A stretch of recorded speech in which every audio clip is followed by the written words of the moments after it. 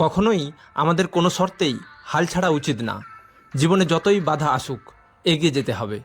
বাধা না এলে সাফল্যের স্বাদ কিভাবে বুঝবেন? ছাত্রছাত্রীরা যদি প্রশ্ন করে তাহলে তাদের বাধা দেবেন না। ছাত্রছাত্রীদের মধ্যে যদি প্রশ্ন করার প্রবণতা থাকে তাহলে জানবেন যে এটি তাদের অন্যতম একটি বৈশিষ্ট্য।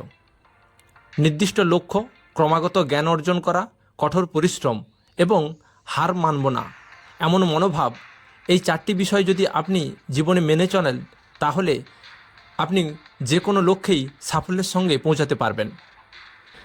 যে ব্যক্তি অন্যদের জানেন তাকে শিক্ষিত বলা যায়, কিন্তু যে নিজেকে জানেন কেবলমাত্র তাকেই জ্ঞানী বলা যায়।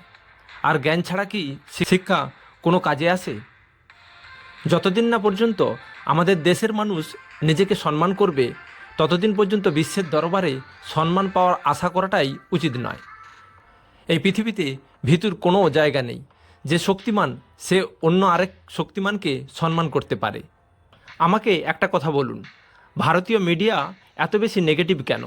নিজের দেশের ভালো কাজ, সাফল্য এগুলো পৃথিবীর সামনে প্রকাশ করতে এত লজ্জা কিসের? আমাদের কত গর্বের ইতিহাস আছে। এমনকি বর্তমানেও আমাদের দেশে অনেক ভালো কাজ হচ্ছে, অনেক সফল ব্যক্তিত্ব রয়েছেন।